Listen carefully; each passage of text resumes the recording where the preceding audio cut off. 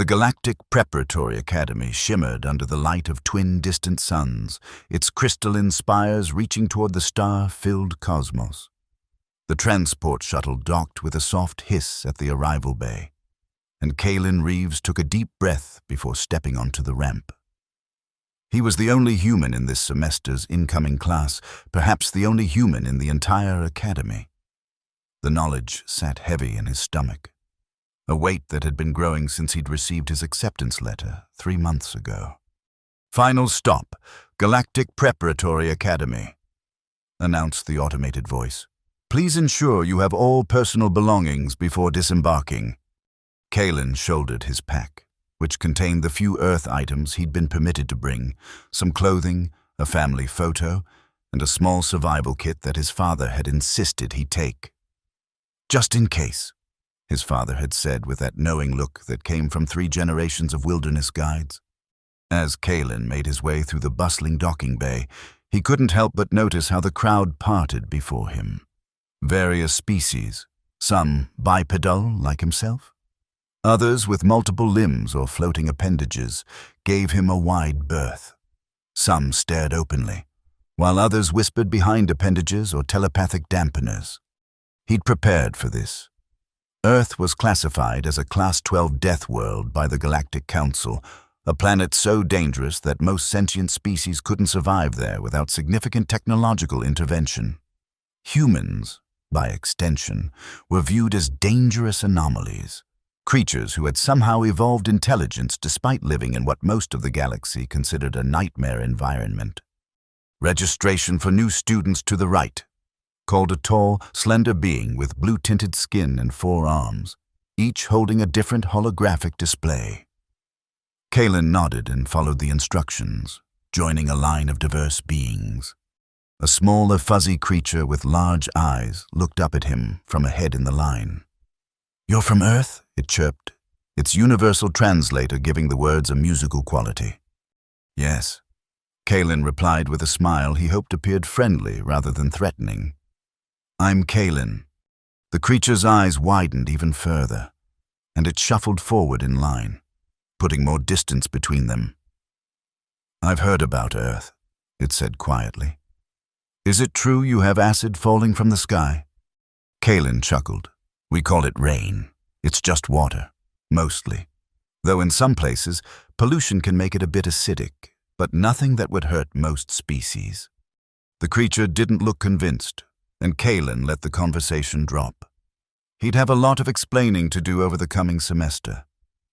The acceptance rate for humans at the academy was abysmally low, not because humans lacked intelligence, but because the academy had concerns about housing what they considered to be apex predators among the galactic community's youth. After registration, Kalen was directed to his quarters, a modest room designed to accommodate various environmental needs.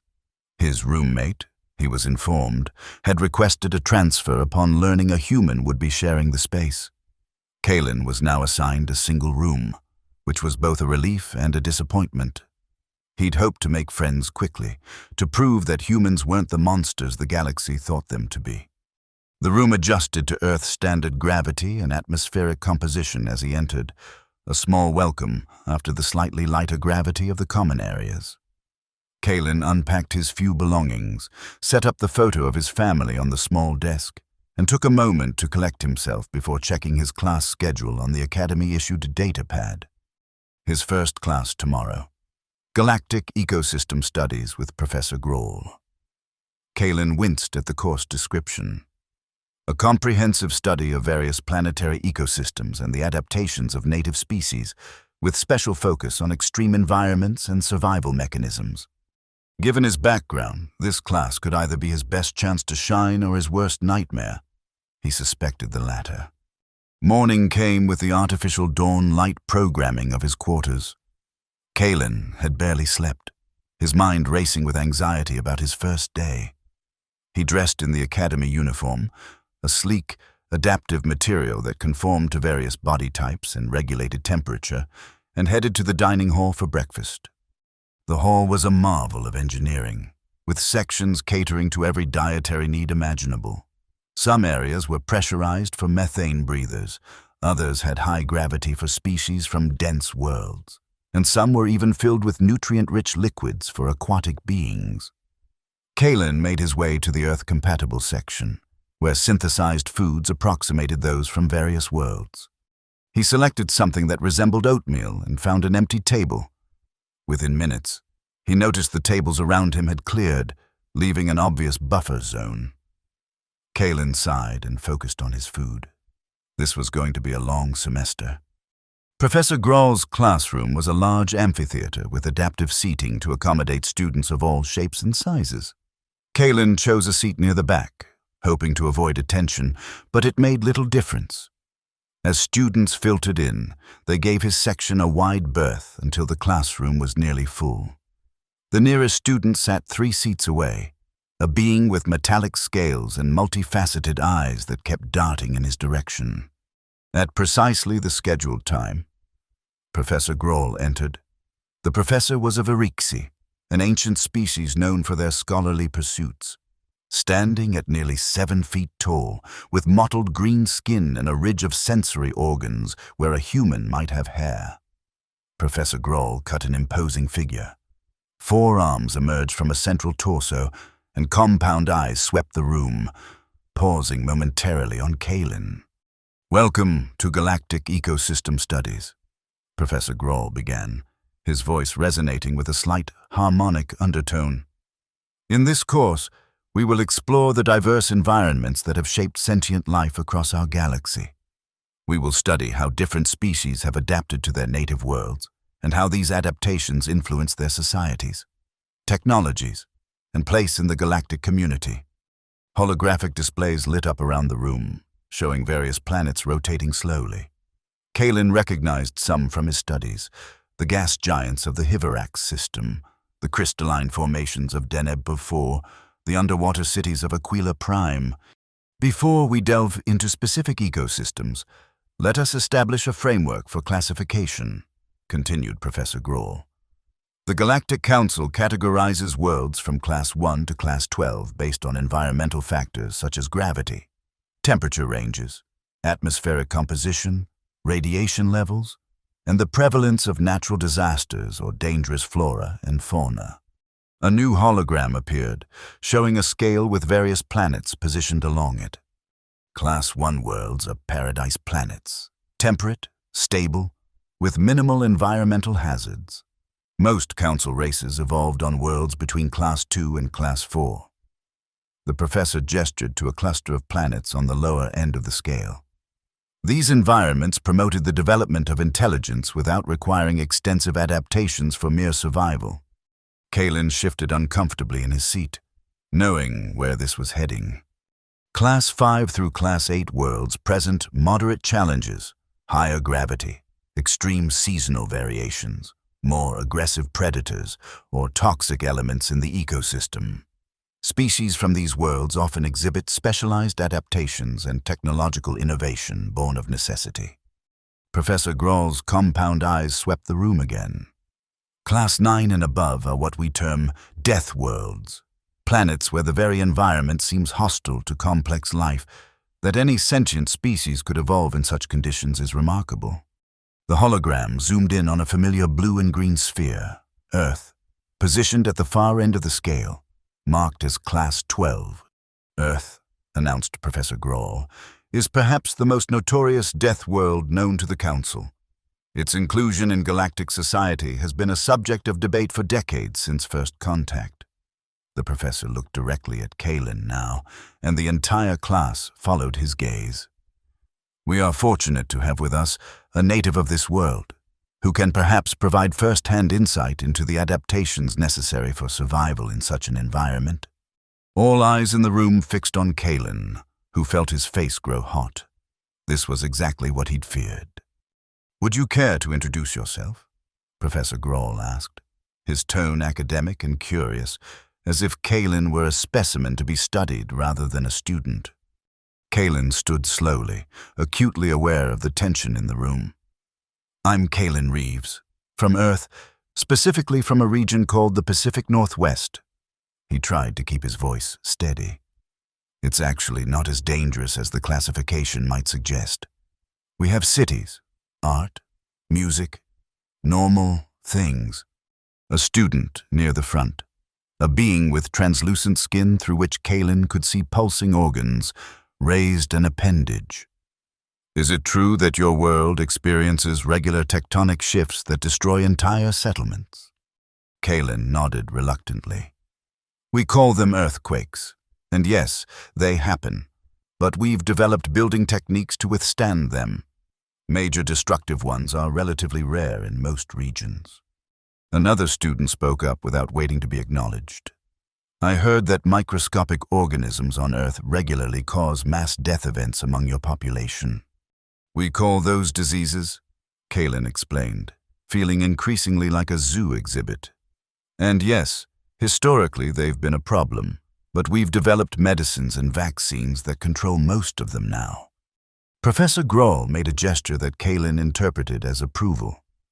This is precisely why the study of diverse ecosystems is so valuable.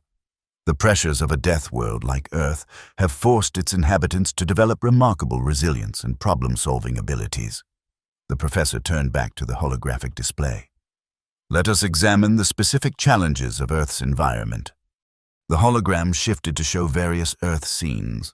A hurricane over an ocean, a volcano erupting, predators hunting on an African savanna, microscopic views of bacteria and viruses. Earth features extreme temperature variations, from regions of permanent ice to deserts that reach temperatures capable of cooking unprotected flesh. It has highly corrosive oceans covering most of its surface, atmosphere, while oxygen-rich, contains elements that would be toxic to many species. Kalen wanted to object, to explain that humans didn't consider their oceans corrosive just because they contained salt, and that the temperature ranges, while varied, were quite comfortable in many regions. But he remained silent, recognizing that from a galactic perspective, Earth might indeed seem harsh. Perhaps most remarkably, continued Professor Grohl, Earth contains an unprecedented diversity of predatory species. On most worlds where sentient life evolves, there is a clear dominant species that has outcompeted most large predators. On Earth, humans have arisen despite sharing their environment with numerous apex predators. Images flashed across the hologram. Sharks, lions, bears, wolves, venomous snakes and spiders. In fact, Professor Grohl said, with what Kalen thought might be a hint of excitement in his harmonic voice, humans themselves display many characteristics of apex predators, including forward-facing eyes for hunting, omnivorous diet capabilities, and remarkable endurance. A ripple of unease went through the classroom. Kalen saw several students glance at him nervously. For today's practical exercise, the professor announced, we will run a simulation of various planetary environments. Each of you will experience a brief immersion in conditions similar to those of worlds different from your own. The simulation will be mild, merely a taste of these environments, but it will help you understand how different species have adapted to their native conditions. The center of the amphitheater reconfigured, the floor sliding away to reveal a large circular platform. When called, you will step onto the platform and experience a 30-second simulation of another world's environment. The simulator is designed to be safe but educational. You may feel discomfort, but you will not be harmed. Professor Grohl began calling students forward alphabetically by species. A gaseous being experienced the density of a liquid environment. An aquatic student felt the dryness of a desert world. Each reaction was recorded and discussed by the class. Kalen grew increasingly nervous as his turn approached. Would they subject him to some extreme environment beyond even Earth's varied conditions? How would the class react if he handled it well? Would it only confirm their fears about humans? Kalen Reeves, human, Earth. Professor Grohl finally called. Kalen made his way to the platform, acutely aware of the entire class watching his every move. As he stepped onto the circular pad, he braced himself for whatever environmental extreme the simulation might produce. Since our Earth student lives daily in what would be extreme conditions for most of us, Professor Grohl explained to the class, We will instead observe his reaction to a standard Class 3 environment, conditions most of you would find quite comfortable. The simulation began with a soft hum. The air around Kalin became perfectly still. Temperature controlled to what most species would consider an ideal 22 degrees Celsius. The gravity decreased slightly to about 0.8 Earth standard. The lighting dimmed to a soft, diffuse glow that cast no sharp shadows. It was...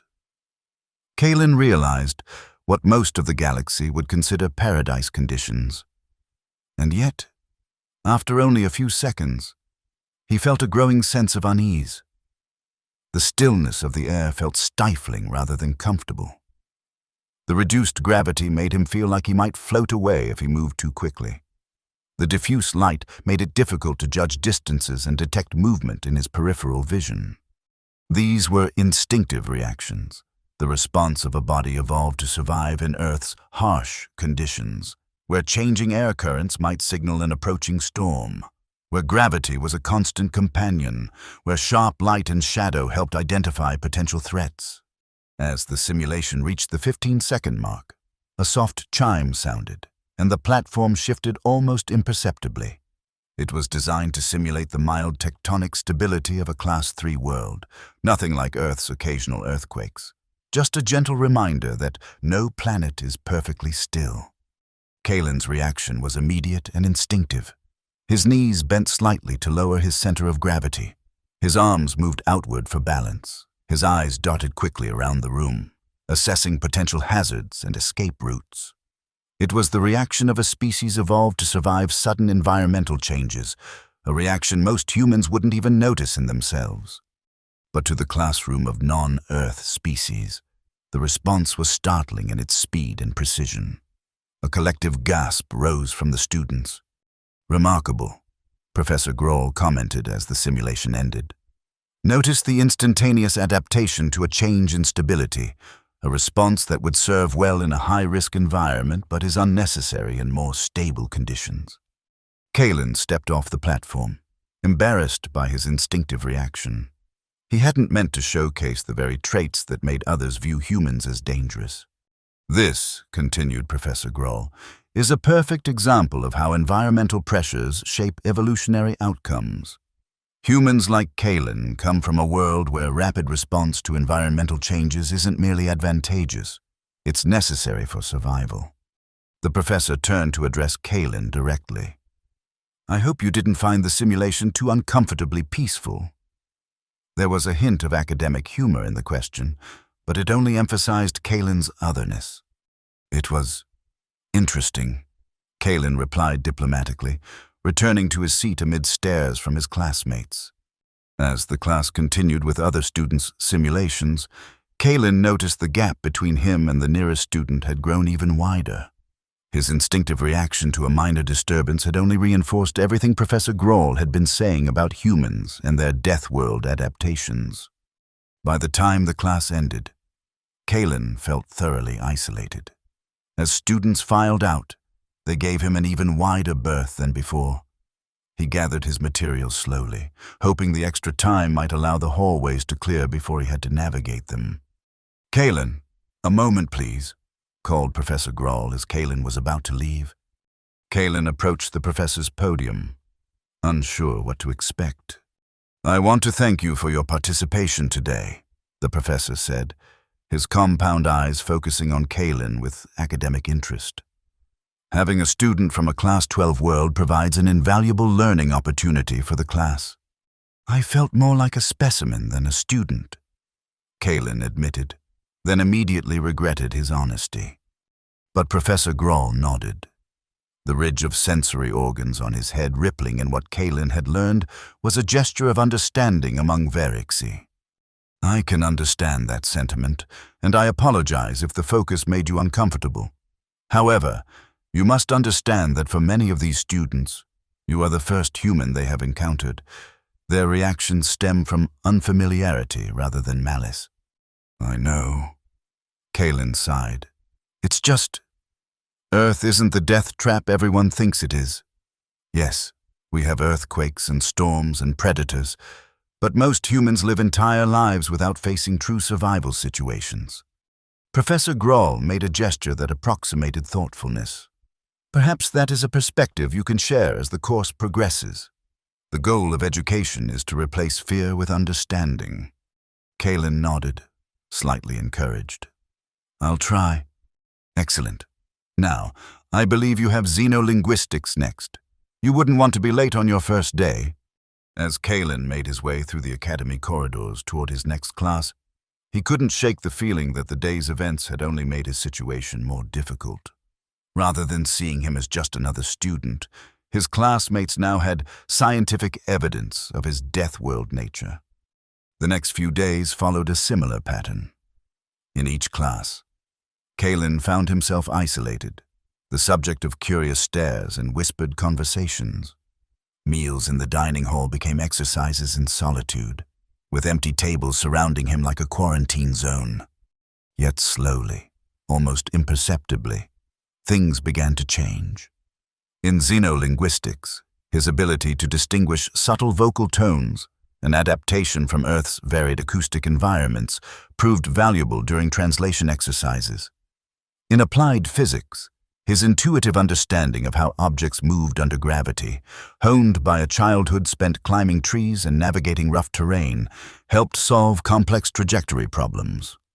By the end of the first week, a few braver students had begun to approach him with questions. Most were still about Earth's dangers. Is it true you have flying predators that can carry off small children? Or do you really eat other animals? But at least they were talking to him. One student in particular, Rylis, a delicate-looking being from Yandra, a low-gravity world known for its perpetual twilight and gentle environment, seemed genuinely curious rather than fearful. I've always wondered, Rylis asked during a shared study period, their translucent skin glowing softly in the ambient light. How do humans cope with knowing their world is so predictable? Doesn't it create constant anxiety? Kalen considered the question thoughtfully. I guess we don't really think about it that way. The conditions on Earth are just normal to us. The potential for disasters exists, but we prepare for them, build systems to warn us, structures to protect us. He paused, searching for the right words. In a way, maybe the challenges make us more adaptable. We expect things to change and problems to arise, so we're mentally prepared to deal with them. Rylis's large, multifaceted eyes blinked in what Kalen had come to recognize as contemplation. That's actually quite beautiful, in a strange way. On Landra, conditions are so stable that any small change causes widespread distress. Perhaps there's strength in your kind of readiness. It was the first genuine conversation Kalen had experienced since arriving, and it kindled a small hope that perhaps he could find his place here after all. The following week, Professor Groll's class moved from theoretical discussions to practical exercises. The academy maintained extensive simulation facilities where students could experience various ecosystems firsthand, albeit in controlled, safe versions. Today, Professor Groll announced, we begin our field simulations. Over the next month, you will work in assigned teams to navigate and study different planetary environments. These experiences will culminate in a major assessment where you will apply your understanding to an unfamiliar ecosystem. The professor displayed the team assignments on the holographic projector. Kalen scanned the list and found his name grouped with Rylis, which was a relief, and 3 other students he hadn't interacted with, Jura, a silicon-based life form from a high-pressure world, Zeth, an insectoid being with remarkable analytical abilities, and Mira, an energy-sensitive entity who perceived the world primarily through electromagnetic fields. Today's simulation will introduce you to a Class 6 world, moderate gravity, oxygen-nitrogen atmosphere, with seasonal weather patterns and a diverse ecosystem. Professor Groll looked pointedly at Kalen. For our Earth student, this should be relatively comfortable. For others, it will present moderate challenges. The teams were directed to separate simulation chambers. Kalen and his assigned teammates entered a room that transformed around them. The Academy's advanced technology creating a startlingly realistic forest environment. Tall trees stretched overhead, dappled sunlight filtering through the canopy. The ground was uneven, covered with leaf litter and fallen branches. Sounds of unseen creatures filled the air. "This simulation is based on Terran forests," explained the AI guide, "but with modifications to create a unique ecosystem. Your task is to locate 3 specific plant species, document their adaptations, and return to your starting point, all while observing and recording the relationships between flora, fauna, and environmental factors." The AI displayed holographic images of their target plants, along with a rudimentary map showing their approximate locations. "You have 2 hours. Safety protocols are in place, but please treat the environment as real. The experience is designed to be challenging but not dangerous." As the AI guide disappeared, Kalen looked at his teammates, who were regarding the forest with varying degrees of apprehension. "This gravity is intense," commented Jura, her crystalline structure glistening as she adjusted her locomotion appendages to compensate. "The electromagnetic noise is disorienting," added Mira, whose form appeared to shimmer slightly as she processed the new inputs. Rylis was already looking pale, their translucent skin showing signs of stress from the relatively bright, filtered sunlight. "So much variation in light levels. How do you focus?" Only Zeth seemed relatively comfortable, the insectoid's compound eyes taking in the environment with analytical precision. "Fascinating biodiversity. Shall we proceed methodically or divide our search areas?" Kalen realized with a start that his teammates were looking to him for guidance. Despite their fear of his Deathworld nature, or perhaps because of it, they expected him to know how to navigate this environment. "Let's stay together," Kalen suggested, falling naturally into the role of guide. "The terrain is uneven, and it's easy to lose orientation among the trees. We should move carefully, conserve energy, and use the map to plan an efficient route." He showed them how to walk on the uneven ground, placing their feet carefully to avoid twisted ankles or falls. He pointed out landmarks they could use for navigation, explained how to listen for water sources that might attract wildlife, and demonstrated how to move quietly to avoid disturbing potentially territorial creatures. For Kalen, these were basic outdoor skills he'd learned as a child. But for his teammates, it was like watching a master craftsman at work. The very adaptations that made humans feared, their awareness of surroundings, their physical resilience, their ability to assess and respond to changing conditions, were now valuable assets. As they located their first target plant, a fern-like organism with thermal regulatory properties, Jura spoke what the others were thinking. "You really are built for survival, aren't you?" Kalen shrugged, somewhat uncomfortable with the observation. "It's just how I was raised. Earth isn't uniformly dangerous. We have cities and safe spaces like anywhere else. But we do tend to teach basic outdoor skills to most children." "On my world," Mira said, her voice a melodic hum, "we rarely experience environmental variation. Our cities maintain perfect stability. Few of us would know how to function if systems failed." "That's true for many worlds," added Zeth, carefully documenting the fern with a data recorder. "The more advanced a civilization becomes, the more it insulates itself from natural pressures. Perhaps there's something to be said for maintaining connection with one's evolutionary heritage." By the time they had located all 3 plant species and completed their documentation, a subtle shift had occurred in the team dynamic. Kalen was no longer the feared Deathworlder. He was the knowledgeable guide whose skills enhanced their collective success. As the simulation ended and they returned to the academy proper, Rylis touched Kalen's arm lightly, a significant gesture from a being who rarely initiated physical contact. "Thank you," they said simply. "I believe I understand a little better now. What seems threatening about your species, your readiness for change and challenge, is actually quite valuable in the right context." It was a small victory, but Kalen felt a weight lift from his shoulders. Perhaps there was hope for understanding after all. Over the next few weeks, Kalen's team completed more simulations of increasing complexity. Each experience further demonstrated the value of Kalen's Earth-born instincts and knowledge. What had once made him an outsider now made him an asset to his team. Word spread through the academy. Other students began approaching Kalen with questions that went beyond morbid curiosity about Earth's dangers. They wanted to know about human problem-solving, about how Earth societies had adapted to their varied environments, about the mental resilience that came from living with uncertainty. Even Professor Grohl had begun to treat Kalen less like a specimen and more like a valuable contributor to class discussions. The professor had taken to consulting Kalen before simulations, incorporating his insights into the curriculum. The final assessment for the Galactic Ecosystem Studies course was approaching, a major simulation that would test everything the students had learned.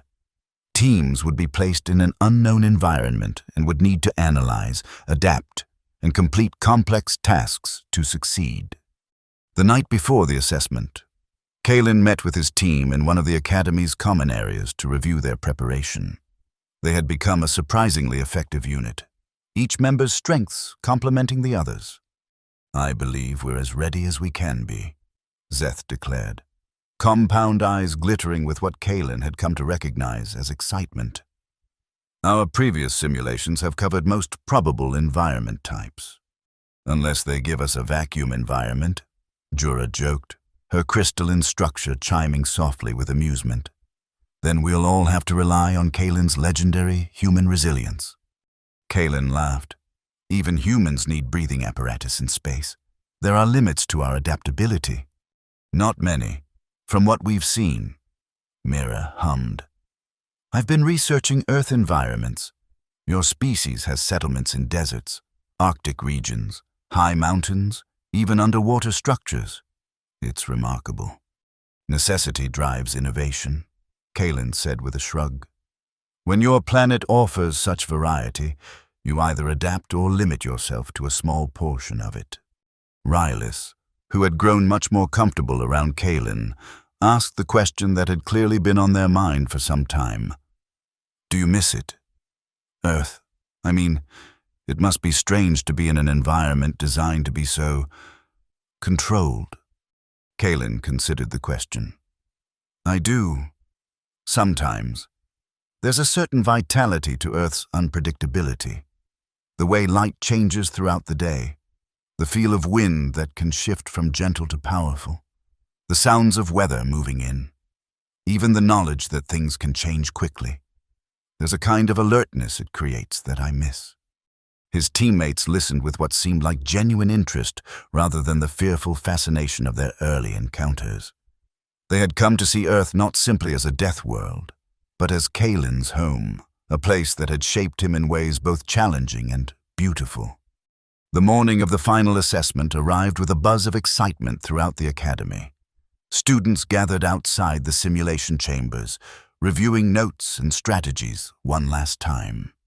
Professor Grohl addressed the assembled class with uncharacteristic solemnity. "Today's simulation will be more extensive than previous exercises. You will be presented with an environment that contains elements from multiple planetary classifications. Your task is to establish a functional observation post, collect specified data samples, and return safely, all while documenting the ecosystem's key characteristics." The professor paused, compound eyes sweeping across the nervous students. "The simulation will run for 4 hours and will include programmed environmental shifts to test your adaptability. Safety protocols are in place, but you should treat all challenges as if they were real. Your performance today will constitute 40% of your final grade." Teams were called forward one by one and directed to their assigned simulation chambers. When Kalen's team was summoned, Professor Grohl held them back momentarily. "Your team's simulation will be particularly challenging," the professor informed them quietly. "Given your diverse compositions and demonstrated capabilities in previous exercises, I have programmed a more complex scenario. I trust this will not be a problem." Kalen glanced at his teammates, who looked nervous but determined. "We'll handle whatever comes our way, Professor." "Excellent. Proceed to Chamber 7. As they entered the simulation chamber, Kalen felt a familiar tingle of anticipation, the same feeling he experienced before hiking into unfamiliar territory back on Earth.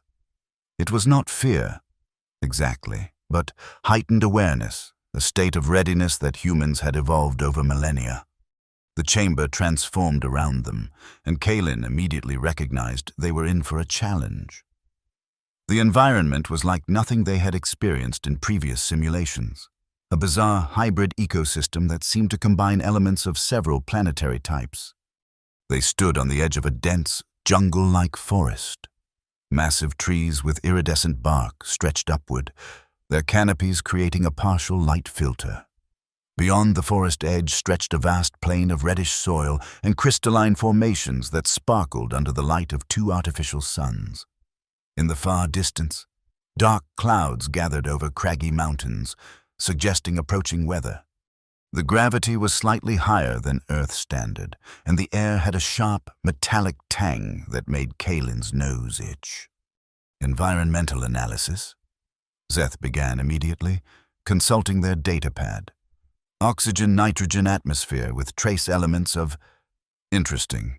The metallic component appears to be a non-toxic compound, but it could affect respiratory efficiency over time. Temperature gradient is steep, added Mira, whose energy-sensitive perception made her particularly attuned to thermal variations. The forest is significantly cooler than the open plain, and those mountains appear to be generating a cold front. Rylis was studying the map that had appeared on their shared data interface. Our observation post should be established here. They indicated a point where the forest met the plain. And we need to collect samples from 3 distinct zones: forest, crystal plain, and mountain foothills. The weather system is moving this way, Jura noted, her crystalline structure refracting the light as she moved. I estimate we have approximately 2 hours before it reaches our position. We should prioritize the mountain samples, as they'll be most difficult to access once the storm arrives. Kalen nodded, impressed by how quickly his team had assessed the situation. Good analysis. Let's establish the observation post first. That's our fallback position. Then we'll move as a group to the mountains for those samples, working our way back through the crystal plain, and finally the forest. That way, we're moving away from the weather rather than into it. The team worked efficiently, setting up the portable observation equipment at the forest edge. The devices would collect atmospheric data, record biodiversity observations, and serve as a navigation beacon for their return. As they prepared to set out for the mountains, Kalen noticed something odd about the simulation. There was a subtle flicker in the distant skyline, like a momentary glitch in the projection. He paused, watching carefully, but it didn't repeat. "Everything okay?" Rylis asked, noticing his hesitation. "Just getting oriented," Kalen replied, deciding it was nothing to worry about. "Let's move out. We should maintain a steady pace but conserve energy. That higher gravity will take a toll over time." They set off across the crystal plain, each step crunching on the brittle formations that covered the reddish soil. The twin suns beat down with surprising intensity, and Kalen was glad they'd be heading toward the cooler mountains first. The team had covered perhaps half the distance to the foothills when Kalen noticed another anomaly, a faint tremor in the ground, barely perceptible but distinct from their footfalls.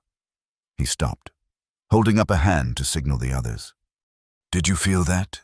he asked, crouching to place his palm flat against the ground. Jura, whose silicon-based physiology made her more sensitive to vibrations, nodded. Seismic activity, minor, but present. "Is that part of the simulation?" Mira wondered, her form shifting nervously. Before anyone could answer, a more pronounced tremor shook the plain. Small crystal formations shattered, sending sharp fragments skittering across the ground. "That was no minor tremor," Kalen said, rising quickly. "We need to move away from these larger formations. If they collapse, those crystal shards could be dangerous." The team quickened their pace, heading toward a section of the plain with fewer tall crystal structures. The tremors continued, growing stronger and more frequent. Zeth's compound eyes scanned the surroundings with analytical precision. This pattern is concerning. It suggests building seismic activity rather than isolated tremors. Can the simulation do that? Rylus asked, their translucent skin paling with stress. Create an actual earthquake scenario? It shouldn't, Kalen replied, frowning.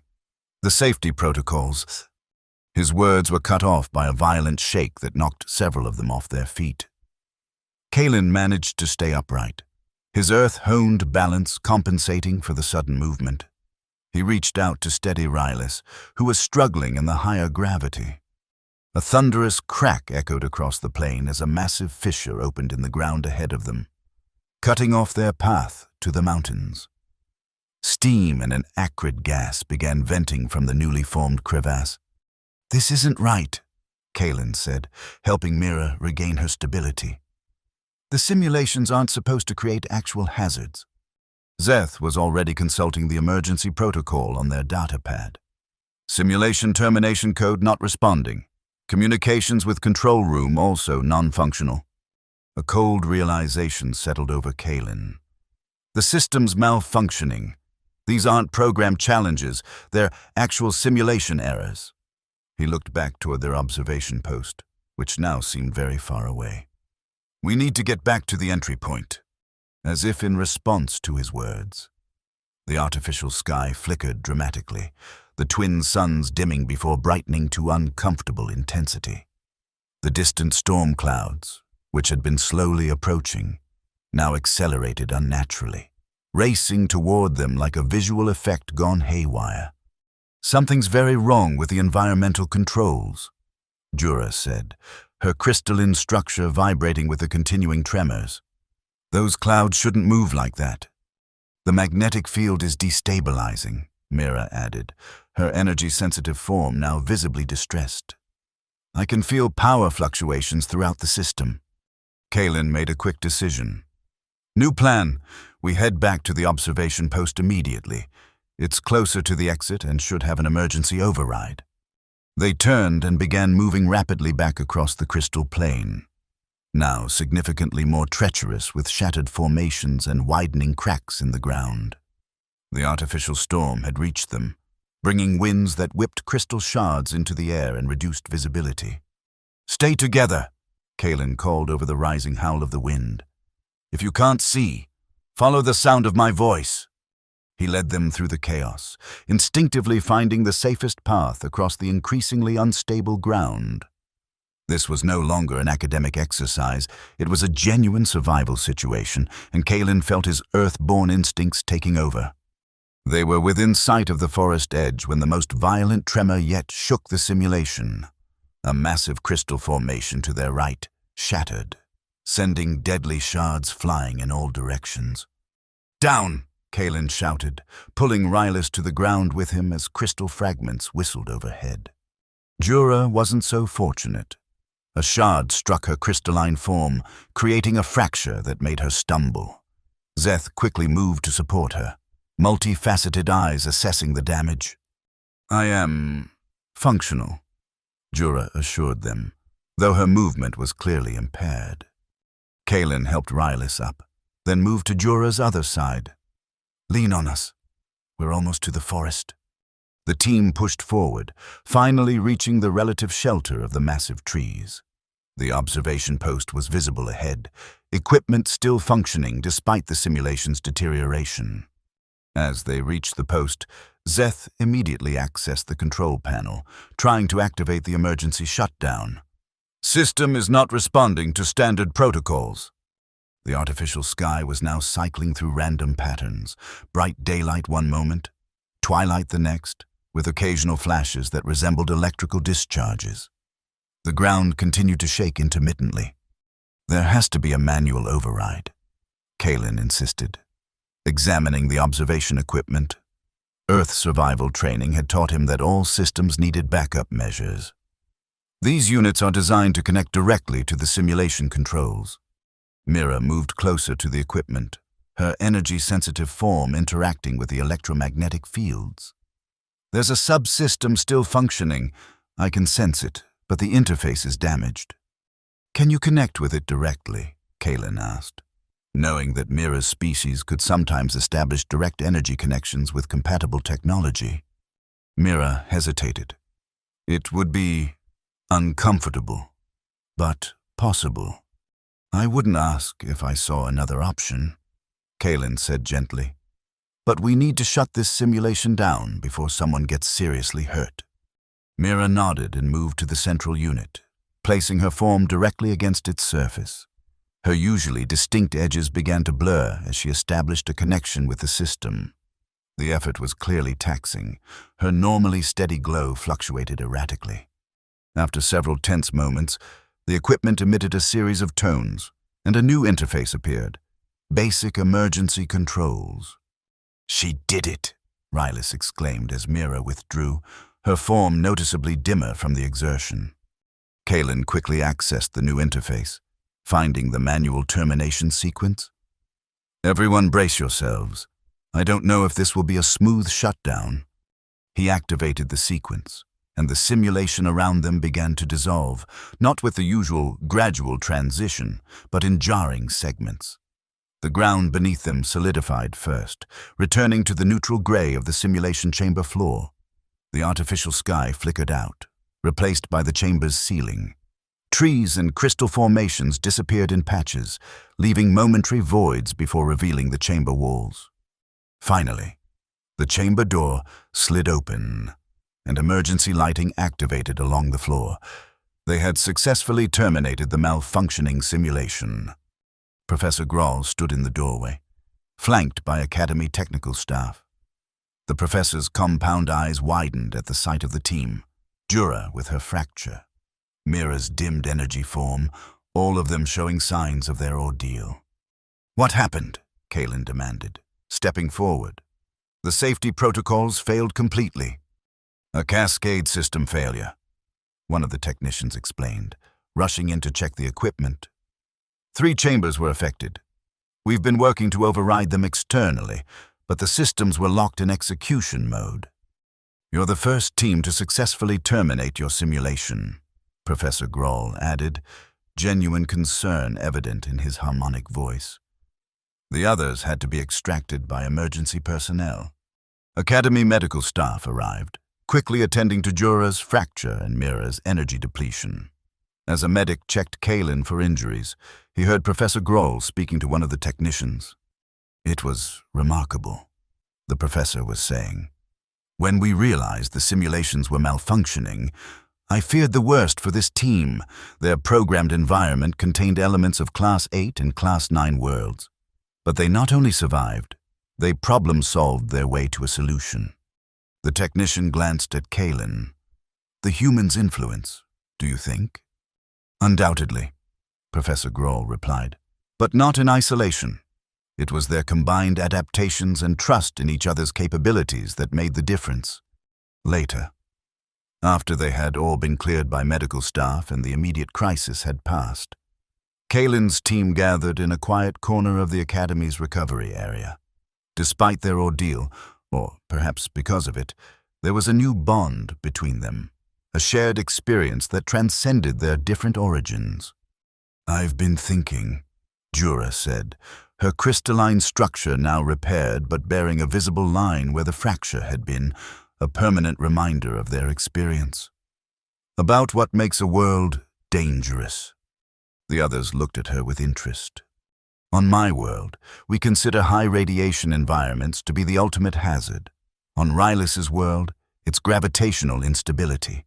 On Zeth's, it's atmospheric toxins." She gestured to her repaired fracture. Yet here we all faced a completely different kind of danger, a technological failure, and survived through cooperation. "What are you suggesting?" Zeth asked, compound eyes gleaming with curiosity. "Perhaps we've been thinking about Deathworlds all wrong." Jura continued, "Maybe what matters isn't the specific environmental challenges, but the adaptations they produce and how those adaptations can complement each other." Mira, her energy form still recovering but steadier now, hummed in agreement. "The Academy classifies worlds based on their dangers. but perhaps we should classify them based on the strengths they develop in their inhabitants. Rylus turned to Kalen. Your Earth is considered a Class 12 death world because it contains so many potential hazards. But those hazards created a species with remarkable problem-solving abilities, physical resilience, and adaptability. Their translucent skin flushed with a color that Kalen had come to recognize as emphasis. Without those qualities, we might not have survived today. Kalen felt a warmth spread through him that had nothing to do with the recovery area's comfortable temperature. For the first time since arriving at the academy, he felt truly valued not despite his Earth origins, but because of them. The fallout from the simulation malfunction rippled through the academy in the following days. Classes were temporarily suspended while all simulation systems underwent comprehensive safety reviews. The final assessment for galactic ecosystem studies was postponed indefinitely. But something else was happening too, something unexpected. Students who had once avoided Kalen were now approaching him with questions about survival techniques, environmental adaptation, and emergency response. His Deathworld experience, once a source of fear and isolation, had become a valuable resource. Professor Grohl requested a meeting with Kalen a week after the incident, once the immediate investigations had concluded. "I owe you an apology," the professor said as Kalen entered his office. The usually formal academic space was more relaxed today, with natural light streaming through windows that displayed a view of the academy grounds. "For what, Professor?" Kalen asked, taking the offered seat. "For my approach to your presence in my class." Professor Grohl's compound eyes focused on Kalen with new respect. "I treated you as a specimen rather than a student, an example of Deathworld adaptation rather than an individual with valuable perspective." Kalen shrugged. "You weren't wrong about Earth's environmental challenges. By galactic standards, it is a dangerous world." "Perhaps," the professor acknowledged, "but I failed to emphasize the most important point, that challenging environments produce remarkable capabilities. Your leadership during the simulation crisis demonstrated that perfectly." The professor activated a holographic display on his desk, showing a formal document. "The Academy Board has been reviewing our curriculum in light of recent events. They've asked me to develop a new course for next semester, adaptive problem solving across ecosystems. And they've specifically requested that you serve as a student advisor." Kalen stared at the document in surprise. "Me? But I'm still a first-year student." "A first-year student with unique insights," Professor Grohl countered. "The course would examine how different species' evolutionary adaptations can be applied to novel challenges, precisely what your team demonstrated during the crisis." It was a remarkable turnaround, from being viewed as a dangerous curiosity to being asked to help shape academy curriculum. Kalen felt a surge of pride, not just for himself, but for what this might mean for future human students. "I'd be honored, Professor," he said. "On one condition." Professor Grohl's sensory ridge rippled with curiosity. "Which is?" "That the course emphasizes cooperation between different adaptive strategies, not just individual survival. What saved us wasn't just my Earth instincts. It was how they worked together with Mira's energy sensitivity, Jura's structural resilience, Zeth's analytical skills, and Rylus's perspective." The professor made a gesture of agreement. "A wise stipulation. The strongest ecosystems are those with the greatest diversity. After all." 2 months later, as the academic term neared its end, Kalen stood before a gathered assembly in the Academy's Grand Hall.